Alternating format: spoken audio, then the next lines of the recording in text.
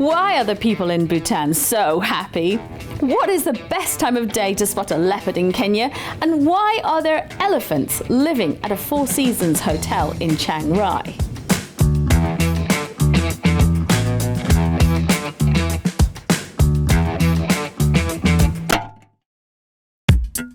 My name is Lorraine Simpson and I am passionate about travel. My obsession has taken me to 92 countries over the last 53 years, and I am now devoted to helping the travel industry recover in a post-pandemic world.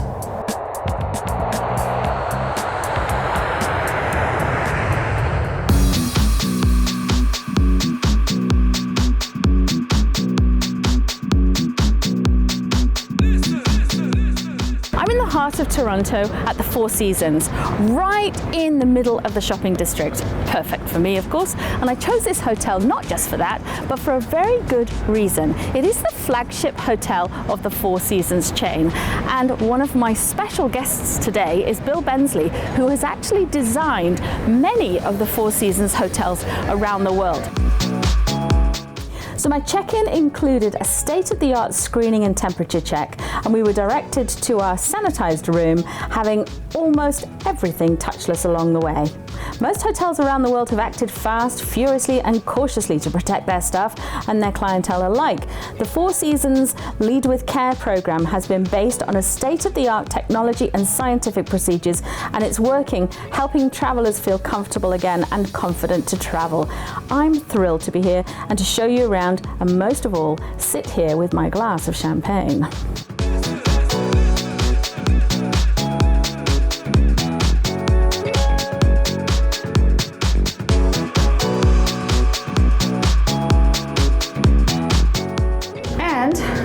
Text message. My car is safely parked and now being sanitized, ready for use. That's very cool, actually, isn't it?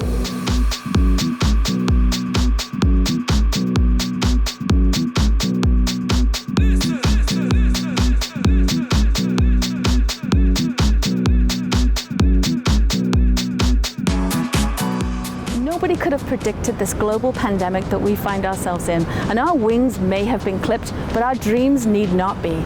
So I ask you this question: what's on your post-pandemic bucket list?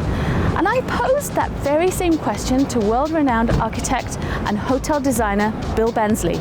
Travel for me is much about the people and the stories that they tell. And one person that I have always wanted to meet since the day I walked into one of his hotels in Bangkok, Thailand, is Bill Bensley. He has designed over 200 hotels around the world, and many of them are listed as the world's best. So I was very excited to learn more about the Bill Bensley world. He's a little eccentric, which is great because so am I. He's a little crazy. So let's find out what's on his personal post-pandemic bucket list. Mongolia.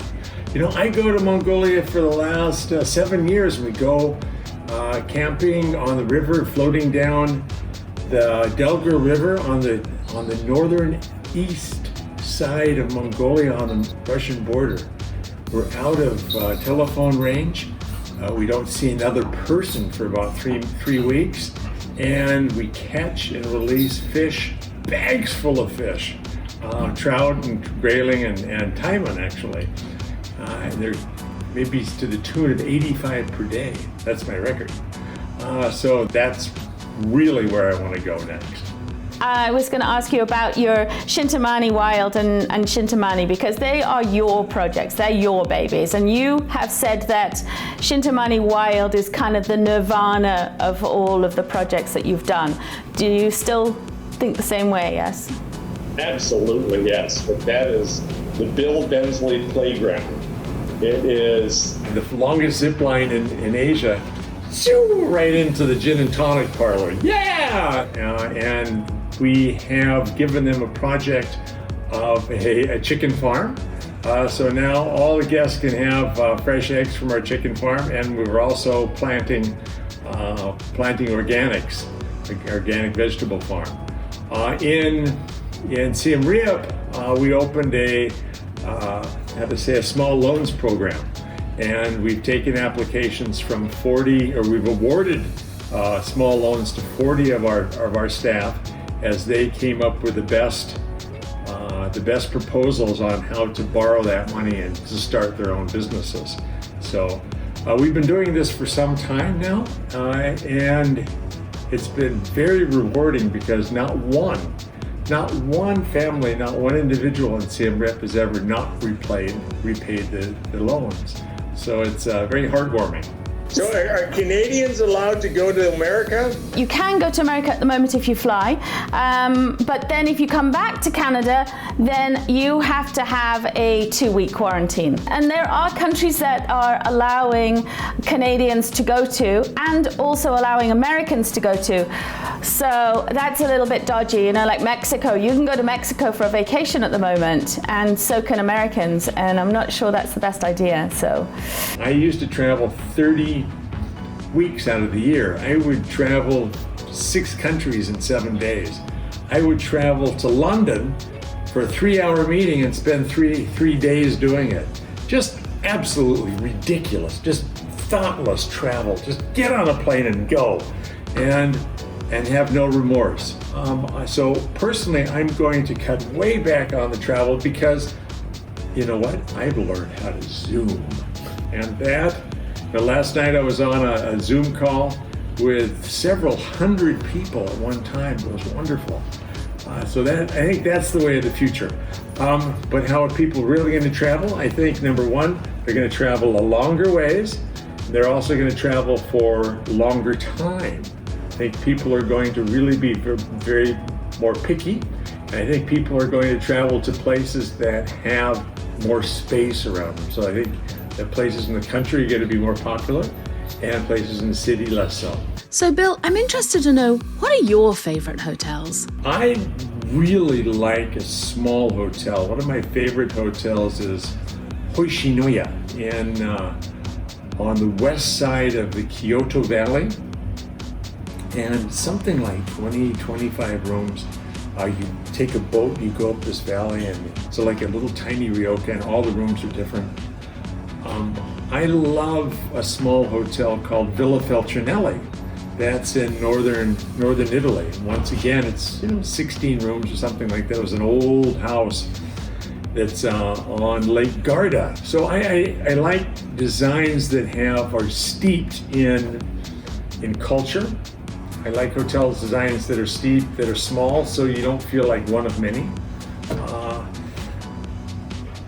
And I love this hotel in New Zealand called the Hoka Lodge. And you know why? Because outside of the guest rooms, there are for every guest room, there are 4 fly rods that anyone can pick up and take out to the river out in the front. So I think any hotel that has something like that is a good one. That's very cool. So what about your new projects? Are you still able to do the new projects that you were working on before the pandemic hit? COVID has sent us, I'm loving COVID by the way, and COVID has sent us into a design renaissance. And for the first time in many years since I started this business 35 years ago, I have the time to really think about projects. And so I think we're doing our best projects, our best design works ever. And it's been a very, very fruitful time since we started this COVID thing. What was it, April, May, June, July, August. We're in August now, yeah? Mm-hmm. So 5 months. We've produced more in 5 months than we normally produce in an entire year. Can you believe that? And so when do you think you'll be able to travel again? In Thailand, are you able to travel right now? And here in Thailand, we're all staying put at least until April Fool's Day of next year, at least until that. And because we are a nation that is Buddhist and we care about each other quite a lot, everybody on the streets now is everyone. Even though we haven't had cases and new cases in the last 3 months, we haven't had cases, and still people are everybody's wearing masks, and everyone is diligent about beating this. So my advice is to stay home, get that mask on, don't travel. Great thing to say for a travel show. Sorry. So what do you think the future of the hotel industry is looking like post-COVID? I think that COVID's a really good thing to slow down the pace of how we're building. I think also that what will happen in the future, and I'm glad of this, is that more hotels are going to be renovated as opposed to new builds. And this is an important way of conservation of our precious resources. The idea of buying old things and using that instead of brand new things in our hotels, I think that should catch on. We should, as a planet, we should be recycling, reusing, upcycling, all of that good stuff. And I've proven that it is viable. The number one hotel in the world, Travel and Leisure, today, the number one hotel in the world is Capella Ubud, and it's primarily made out of garbage. Yes, garbage. The rooms are mostly recycled materials, and they have been, beautifully restored and such. But it's all secondhand, and it looks fantastic. So don't buy new. Go to the boot sales, go to the car sales, go to the antique sales. Buy that. Paint it a different color. Put sandblast it. Coat it with mirror. Do something with it. But don't buy things that are new. This is 50 years old. Up next, we head to Chiang Rai, to a Four Seasons tented camp this time, where they have my favorite animals ever, the elephants.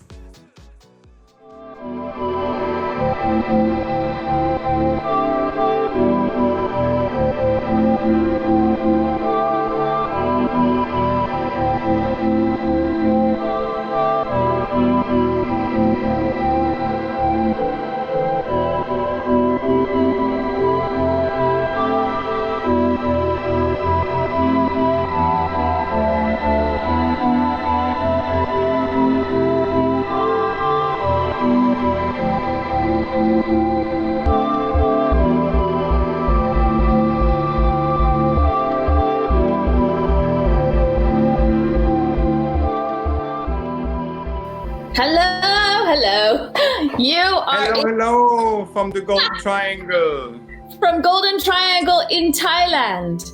Yes, from the beautiful Four Seasons tented camp in the Golden Triangle.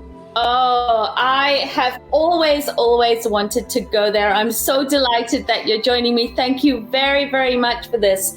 And it is a place that I've heard a lot about, and I've even sent clients there too. It is supposed to be just amazing. So tell me about it. So we are lovely situated in the, as it says, Golden Triangle in between the countries Thailand, Myanmar and Laos. Just an hour away, from Bangkok. Beautiful 15 tents, one lot, property in the middle of the jungle, where you can experience, all the activities and in the jungle and disconnect from the busy city lives. Wow, it looks beautiful. Absolutely beautiful. So I'm looking here at a tub overlooking. Is this in one of your Yes. lodges over here? That's correct. So that's one of our deluxe tents, which has a jacuzzi outside.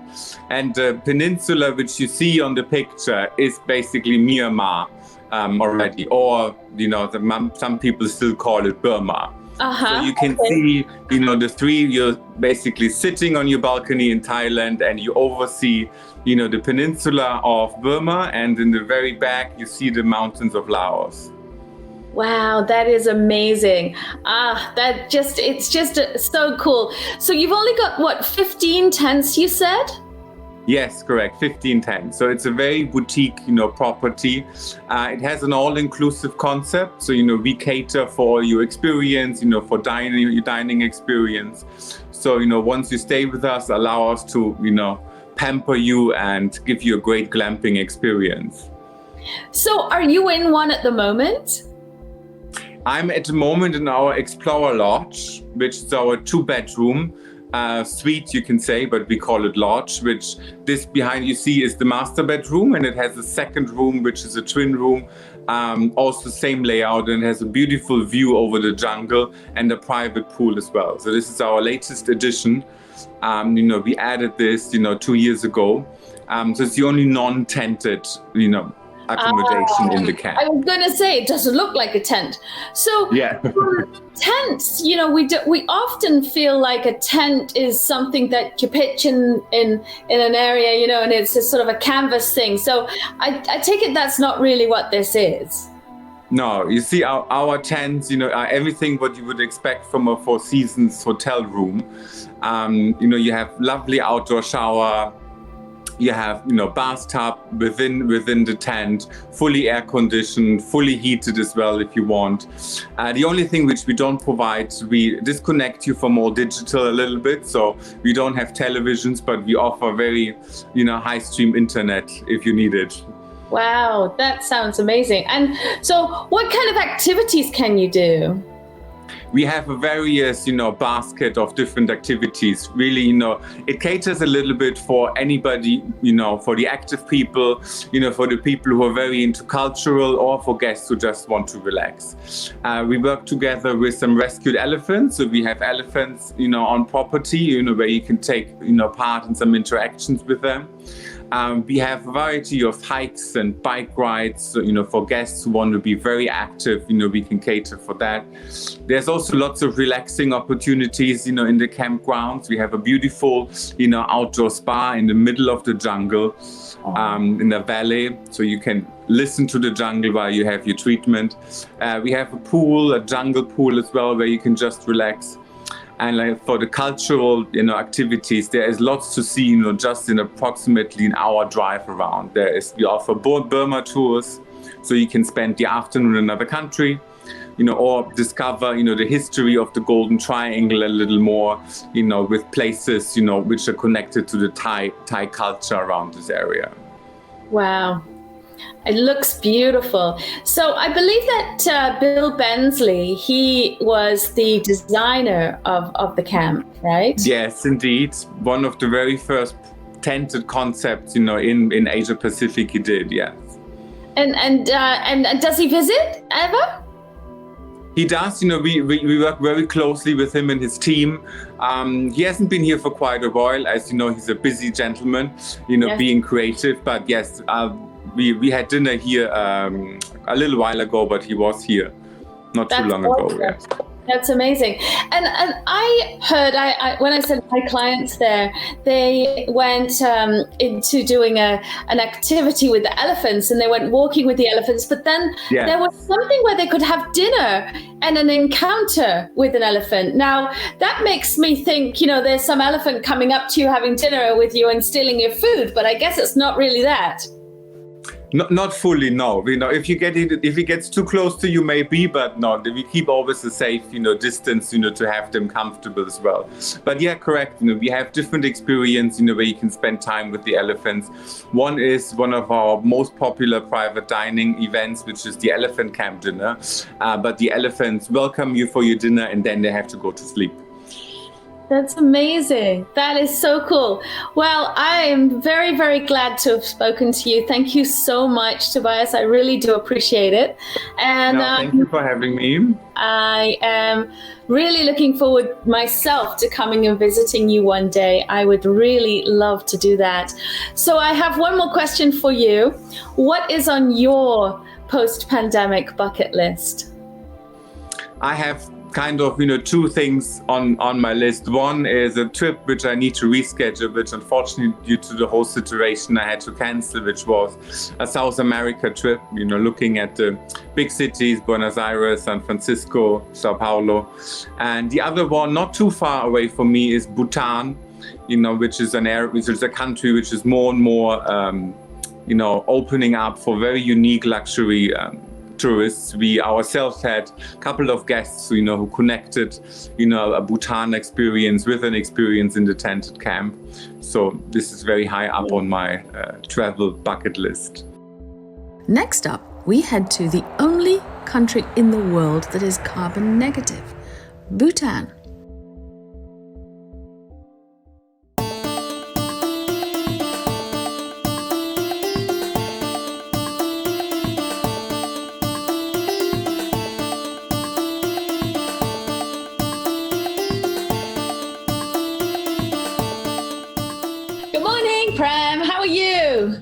Hi, Lauren. I'm so very happy to be here with you on this show today. It's a great honor and a pleasure to be talking to you this morning. Thank you. So where are you right now, Prem?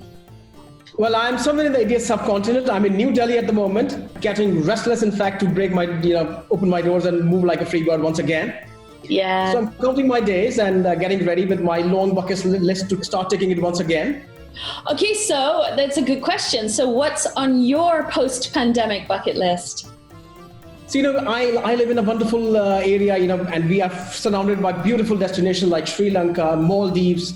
We have mountains, we have Himalayas, we have beaches. But for the moment, what I'm really getting restless about is Bhutan. So, that's one of my favorite destinations. And I always, I'm quite regular there, in fact, with an office and a team there. So that's what I'm really itching, to go at this moment. I have to say it's a place that I have never been to, but it looked beautiful. So tell me a little bit more about the area. So I can go on and on and on, in fact, because I love it so much, But for those of us who don't really know where Bhutan is a Buddhist kingdom on the Himalayas' eastern edge, bordering Tibet in the north and India in the south, and is officially known as the Kingdom of Bhutan. It's a landlocked country in South Asia, with the second least populous nation after Maldives, with only 750,000 people in that beautiful country. Bhutan is, it's so spacious, in fact, especially for the current time, Perfect for like social distancing and all of that sort of thing. You have lots of space for yourself. The Bhutanese government used to market the destination, with a tagline, "Happiness is a place." Now they have changed the tagline with "Happiness is space." So, it's so space, yeah. So, Bhutan is known for its monasteries, its fortresses known as zongs, and is gifted with rich biodiversity, with dramatic landscapes, with Thimphu as its capital, as the largest city, and Phuentsholing as its financial center. Bhutan ranks first in economic freedom, peace, ease of doing business in South Asia. It's the region which was voted as the #1 green destination in the world. Very interestingly, not only carbon neutral, but it is the only country in the world which is carbon negative as well. Really? Yeah, and the bold promise of the government of Bhutan is to remain carbon neutral for all times to come. Wow. To be honest, Lauren, it's an experience unlike any other. Really? It's so serene, yeah.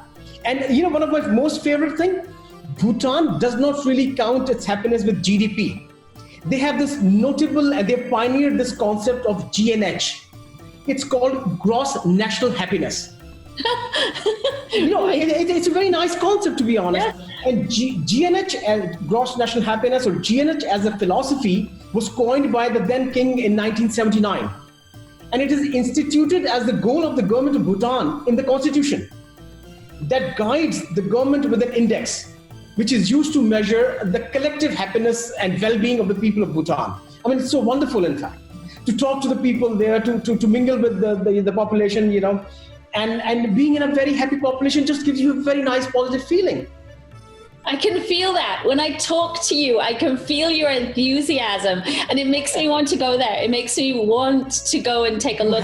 You have to include this absolutely in your bucket list. You can't, this is absolutely an essential kind of thing, Yes. Well, I was just talking to a general manager of the tented camp in Chiang Rai, and he said that Bhutan was on his bucket list, post-pandemic bucket list. So it's very interesting that we said then, actually, we're talking to Prem, who's talking about Bhutan, which is perfect. So what about hotels there? I've heard that there are some unbelievable hotels in Bhutan as well. I would not really call them hotels because, to be honest, I would not really qualify them as a hotel as such. Right. I would rather qualify them to be charming experiential accommodations. Okay. And there are tons of it. I mean, you don't necessarily have to stay in a hotel or a resort. I mean, you can find Hiltons and Intercontinentals all over the world. Right. But we have these very charming luxury lodges, Oh. the likes of Comos, the likes of Amans, the likes of Six Senses. Then you have these boutique, small owner-run hotels. You have these absolutely gorgeous homestays. And my favorite, these farm stays. I mean, they're huge farms, with lovely accommodation and farmhouses on the property. And all these have got a very strong character of a Bhutanese home, to make you feel, like a local, or like visiting a characteristic destination like Bhutan. And you get to meet the people and interact with the people, so you would end up having a much more in-depth experience if you're actually taking part in some of the activities that they do as a family and things like that. Absolutely. You have to feel that's the whole charm. I mean, I'm sure you must be knowing that Bhutan is not a mass destination. And last year in 2019, there were only 72,000 visitors who visited Bhutan. Really? So yeah, the government of Bhutan, I mean, they preserve their country like any other thing.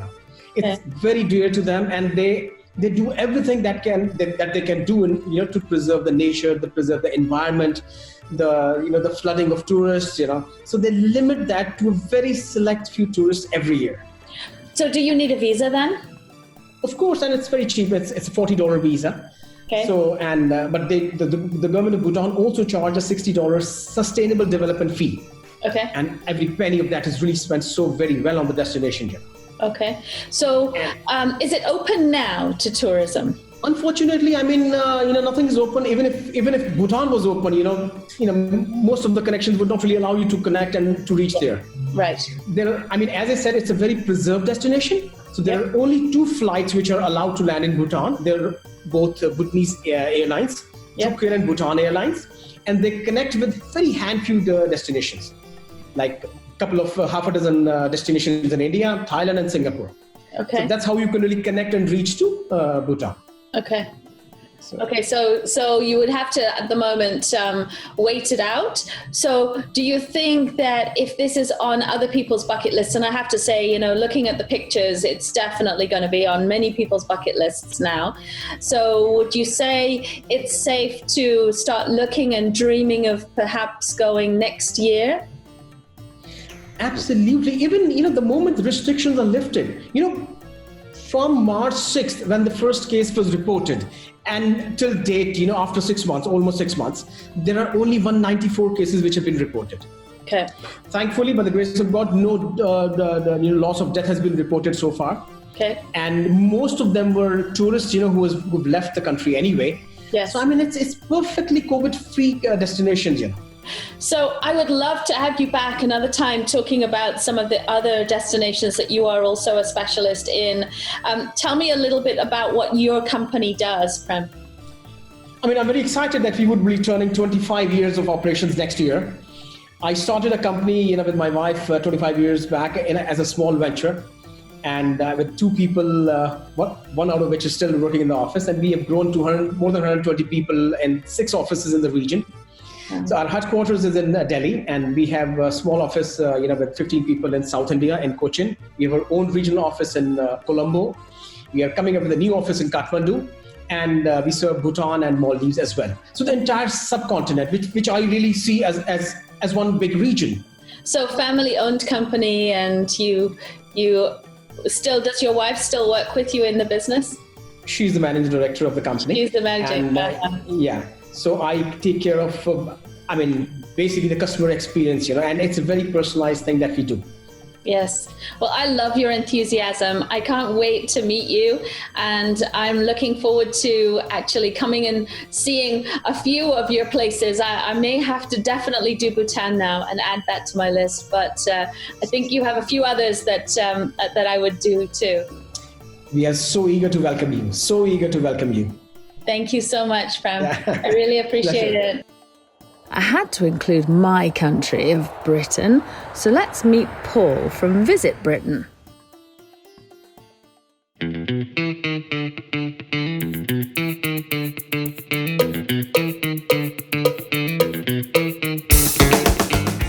let's go to England, or should I say Britain? Well, of course, you know, I'm from Britain. You can't really tell from my accent, I'm sure, but I'm from Britain. And of course, I love it. My boyfriend is constantly teasing me about how he could walk around Britain in about an hour and a half. And that's not true. But I have an expert right here with me today, Paul Gauger. Thank you so much for joining me. I know you're not in Britain at the moment, but welcome and thanks so much. Thanks, Lorraine. And yeah, you can probably tell from my accent, it's a bit all over the place as well, because I was born in England, but then I grew up in Australia, and now I'm living in New York. So it's quite it's got all sorts of it's a gypsy accent. Yes, and a little bit like that. We do tend to travel quite a lot as British people, don't we? We do tend to go around the world quite a bit more. So we do tend to find that we are well-traveled type of people, I suppose, really.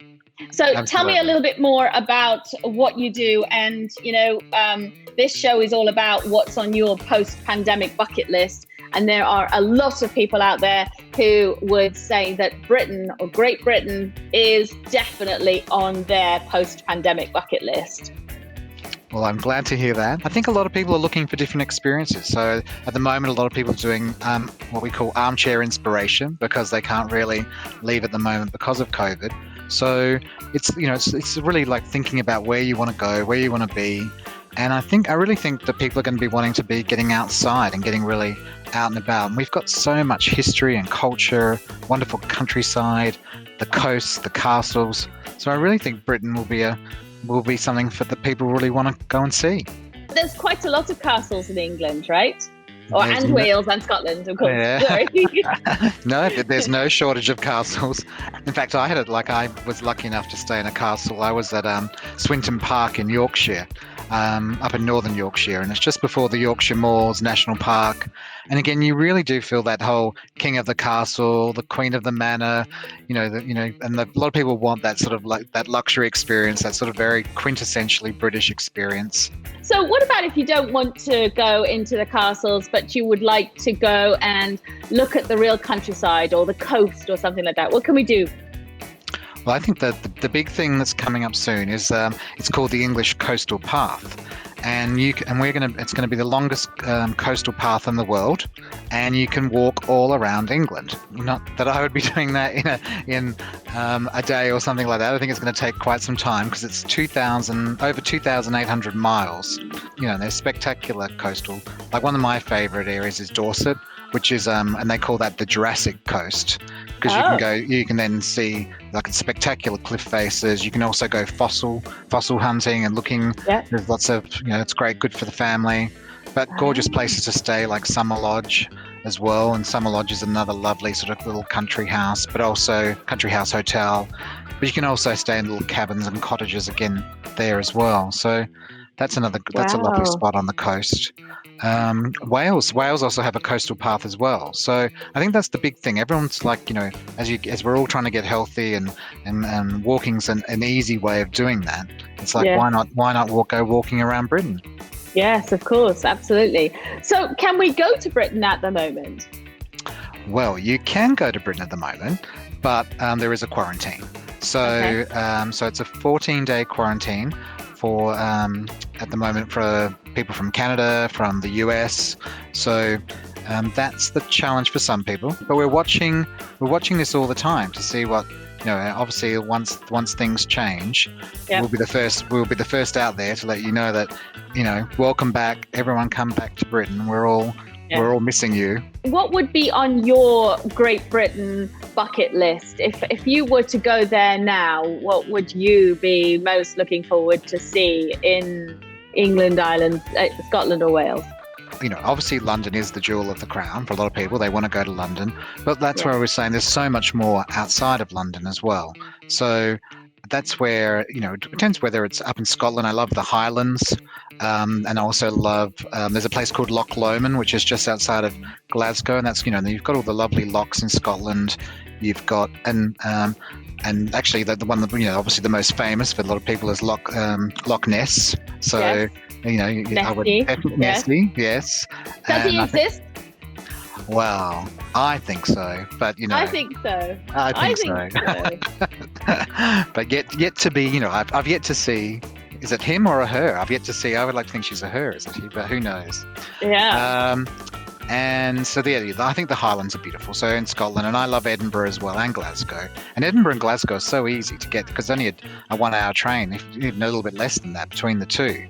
So you can do a tale of two cities. In Scotland, I've always wanted to go and do one of those tours of the whiskey distilleries. Not that I really drink it, but just because I think it's really fascinating. And apparently you can make your own whiskey. Is that right? Yes, you can make your own and they'll bottle it for you and then send it. That's really cool. That would be a great souvenir, right? That's really cool. And now they're actually even, a lot of people think about gin as being English, but now the Scottish are now producing, I think they're even producing more gin than the English. So I always ask all of my guests the same question. What is on your post-pandemic bucket list? And I'm not talking about visiting Britain at the moment. Where would be on your post-pandemic bucket list? Oh, it's tricky. I think unfortunately, because my parents are still in Australia, they're really in lockdown. So at the moment, like Australia, you can't get into Australia at all. So I probably should and will go to visit Australia and see my family back there. But I'm hanging out to go back to Britain, and I've got family there as well and friends. So I'm probably going to do both. I'm going to do Britain and Australia. Yes, I spoke to Air Canada yesterday because I'm doing a lot more of these broadcasts. But also, once lockdown is released, restrictions are lifted, should we say, I will be visiting in person again and filming it while we're there. And so I asked the Air Canada guy, where does he think the first place I should go to? And he said England. He said, go to London, because I'm, British and so it has a bit of a correlation and everything. So he was like, yes, show us your country. And I said, well, my grandparents were Blairs from Scotland. So I would have to do England and Scotland. And yes, I would actually, I don't think I've been to Scotland since I was a child. And I met somebody from Scotland at IMAX, and he said to me, when you come to Scotland, we're going to have you a kilt made, but we're going to find out what's your proper clan and all of that. So I thought that was really cool. And I'm a big Outlander fan, huge Outlander fan. So I'll have to go and find some of that locations as well. Next up, we're going to head to Kenya, home of the Masai Mara and beautiful beaches, of course, safari.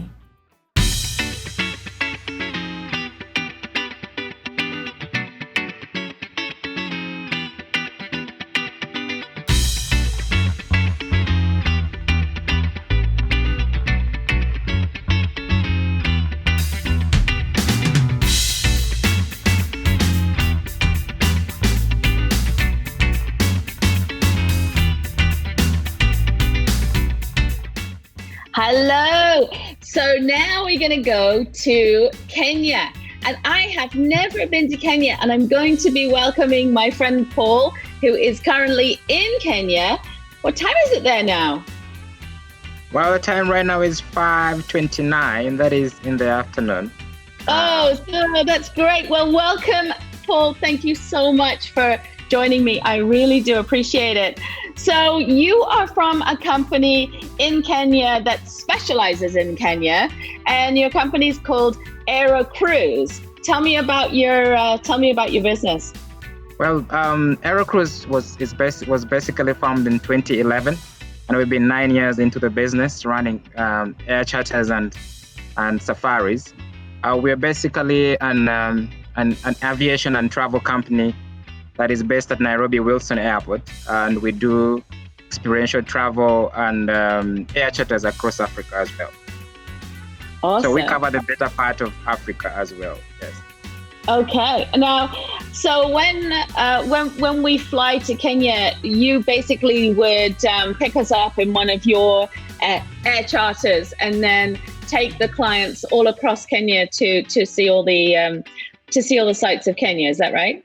That is perfect. When you land and you really need a private getaway, or you don't want to fly scheduled or anything like that, we will pick you up direct from the airstrip and to the lodge, at the doorstep of your lodge, just to have a better experience of what Kenya is and basically the better part of Africa if you need us for any help of air charters as well. Amazing. So what kind of experiences would you think would be best for you to take us to see? Like, what's the highlights in Kenya? Wow, there is so much to see, as in, I don't know how to explain it and where to start from, but I will tell you for sure there are a few things that you wouldn't like to miss. Like right now, what we are having is that as we speak, we are having the double migration. We call it the double migration because we are having the whale migration at the coast. At the same time, we are having the wildebeest migration, and there's so much action, so much to see. There's so many wild animals as well. So I mean, there is so much action that you don't want to miss right now as we speak. Wow. And what about a safari? Safari for me is one of the best things ever I have done. And I think I told you before that, the very first time I went on safari, we arrived on safari and I was so excited because I saw a zebra and I was like, oh my gosh, it's a zebra. Wow, look at that. It's a zebra. Wow. I was so excited.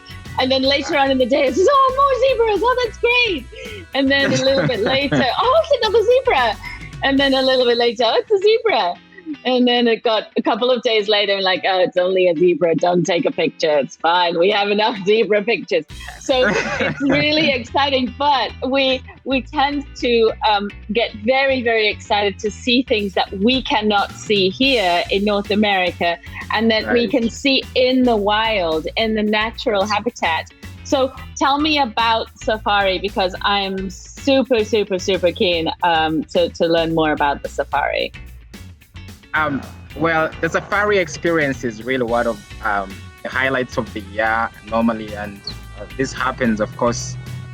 We have, all through the year we have animals around. So, but when you come in and land, you will be picked up by your guide. Probably you fly if you're gonna do the air charter part, or you get driven by one of our guides into the Mara or other places, Tsavo or Laikipia, to see all these wild animals in their natural habitat. It's so exciting to meet them just roaming around, and sometimes passing by the lodge, and the excitement that fills the guest is such incredible joy to see them smile and their hearts are filled up. So it is such a, if you want to do it, I would say this should be one on your bucket list as we speak. One of those things you want to miss at all. So what would you see? What would you see, do you expect? Well, there's so much. You'll see the zebras as you speak. One of the first things that you'll see the elephants as we speak, the jumbos, as weight, as heavy as it is in terms of tons. This animal is so huge. You're looking at about 1 ton moving across the land. Are you seeing the rhinos, the wild pigs, and the warthogs, and antelopes in all fashions? And you're seeing all these hippos, huge as they are. Wildebeest migration in thousands and millions of them over the land, covering the land.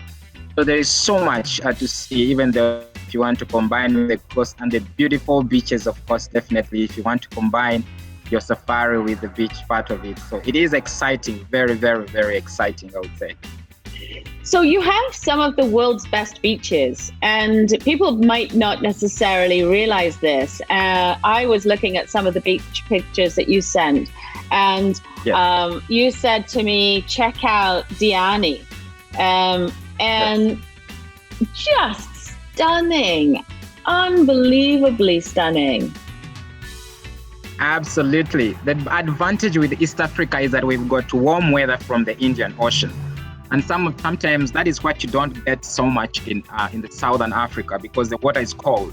So what happens most of the time, clients will come to the eastern side of it because there is warm weather and there is a combination of safaris. So you get everything in one place. So you are looking at 5-star level experience over the beach. Private beaches, quiet and serene. So if you're looking at something that really is a place to be. So when you say about the beaches, is the ocean safe to swim in? Definitely it is, because we have the low tide, and of course we have the cliff which divides it the deep side and the shallow side. Well, when you look at it, the shallow side, of course, unless it's a low tide, normally you're going to have you are able to swim in and just probably, if it's a low tide, walk up to the barrier on the other side. So it is going to be, it's so much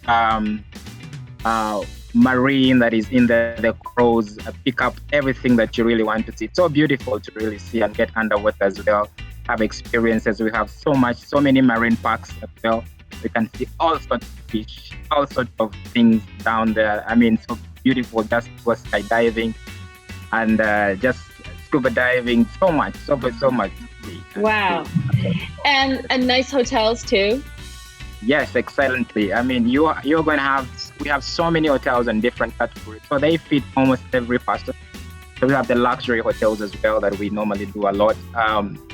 Normally in villas and secluded places. So private, some of them are public, but we're going to avoid as much public as possible. So tell me more about how COVID has changed the landscape of the travel and tourism within Kenya. Tell me what Kenya has done to keep the traveler safe for the future. I think you may notice right now we are one of the first countries in Africa to be given safe travels as you speak on the 1st of July. So because we came up with protocols and with a safe port, and then we definitely roll them out and in terms of air travel and of course the hotels and everything that is surrounding the travel world as well, just to make sure that clients and the people themselves are safe. As we speak, there is so much compliance that has to happen before you're even allowed to operate. So we are looking at about a place where we are, the standards have been raised in terms of cleanliness and social distancing and making sure that you enjoy your safari without fear or being stigmatized by anything COVID related, but you are safe because all the workers, for example, are really being tested in hotels. The cleanliness is really the detail. So all the properties that we are booking in, our clients, I will tell you for sure, we have inspected them to make sure that they have the highest standards and of course safety measures that we have put in place. So lastly, I always ask this question and I like to know what is on your post-pandemic bucket list. Where would you like to go? If you could go anywhere in the world, anywhere at all, where would you like to go for your post-pandemic bucket list? I'll be very honest. I travel a lot, but I also love to visit other countries as well. Apart from the whale migration that is happening right now on the coast, I think I would love to go to Serengeti as we speak. The Mara is my place, but I would love to visit the Serengeti, not visit but go there and just go and explore with my clients as much as I always do. It is a special place as well. We appreciate, but I will be for sure that I would love to really, transverse Africa as we've always done in a very beautiful way. I fell in love with Africa. When I went the first time and the second time, I absolutely fell in love with Africa. And it's a lot to do with the people for me. And I met some wonderful people and really enjoyed all of the experiences, the cultural differences, the foods, and learning about, the differences, the way that we live and our expectations versus the expectations in other countries. It's so interesting to see the differences. I think, we all are, we all live differently. Even I'm British and I live in Canada. We're both, Western countries, but we have very different ways to the Canadians even. So it's really interesting culturally to me to go to somewhere like Africa, which is so different. And I loved it. I absolutely loved Africa. Have you ever been to Canada or America? No, I'll be very honest, but I've got so many families in there that, they've moved there for over 10 years. They're living in there. So I'm home keeping mom as well. Oh, that's great. Well, if you ever come here, we will welcome you. and I really appreciate you speaking with me today. And I'm looking forward to coming to Kenya because it's now 100% on my bucket list. From Canada to Kenya, Bhutan and Thailand, but we have barely scratched the surface of our post-pandemic bucket list. Join me next time when I will share with you many more exciting ideas for your next travel adventures.